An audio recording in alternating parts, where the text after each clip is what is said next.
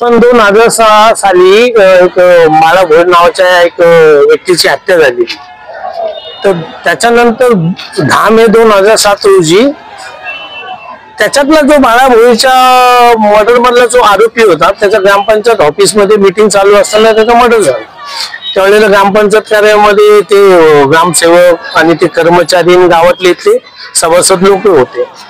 तर त्यांच्यानुसार असं का फिर्यादी 3:15च्या सुमारास कोणतरी अनोळखी लोक आले आणि त्यांनी विजय वंडार पाटील याची हत्या केली आणि निघून गेली असा फिर्याद दिलेली त्या मोतीराम संपत भोईरने 10/4/2007 ला। त्याच्यानंतर त्याच्यामध्ये टोटल ह्या केसमध्ये 23 जणांचा एव्हिडन्स रेकॉर्ड केलाय। त्याच्यामध्ये त्या ग्रामपंचायत कार्यालयात असलेले सभासद लोक, त्याच्यातले कर्मचारी, त्याच्यानंतर ते मैताचे 3 जण भाऊ, त्याच्यानंतर ते पंच लोक, असे एकूण 23 जणांना याच्यात एक्झामिन केलं। पण याच्यातले जे तपास अधिकारी होते ते मयत झाल्यामुळे त्यांच्या ऍब्सेंट मध्ये त्यांच्याकडून जे रायटर लोक होते त्यांना एक्झामिन केले। आता याच्यामध्ये असं झालं का 3 जणांना कन्व्हिक्शन दिले, विजय बाकाडे, सुनील भोईर आणि साजिद शेख, आणि याच्यातले 10 जण महेश पाटील आणि इतर लोकांना सोडून दिले।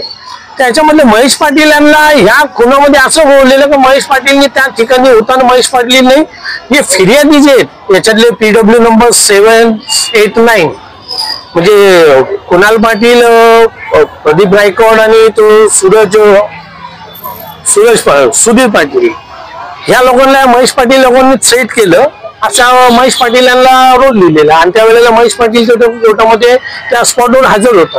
पण आमच्याकडे असा पुरावा होता का त्यावेळेला मर्डरच्या दिवशी 10/4/2007 ला त्या दिवशी महेश पाटील हा गोलेरी गावात नसून तो कल्याण कोर्टामध्ये एक वॉरंट कॅन्सल करायला आलेला। आणि वॉरंट कॅन्सलेशनचा अशी पद्धत असते की सकाळी एक वॉरंट कॅन्सलेशनचा अर्ज द्यायला लागतो, ते मॅटर बोर्डावर घ्यायला लागतं आणि मेहरबान कोर्टात जोपर्यंत वॉरंट कॅन्सल होत नाही तोपर्यंत कोर्टामध्ये त्या आरोपीला हजर राहायला लागतं।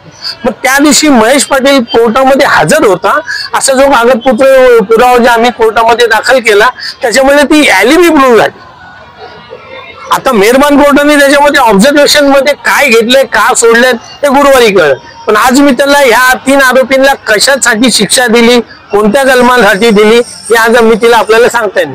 पण त्याच्यातल्या 13 जणांच्या आरोपीला अरेस्ट केलेली, त्याच्यातले 10 जणांना मुक्तता केली, 3 आरोपींना दोषी ठरवले आणि कोणत्या कलमाखाली दोषी ठरवले हे 7 तारखेला माहित पडेल।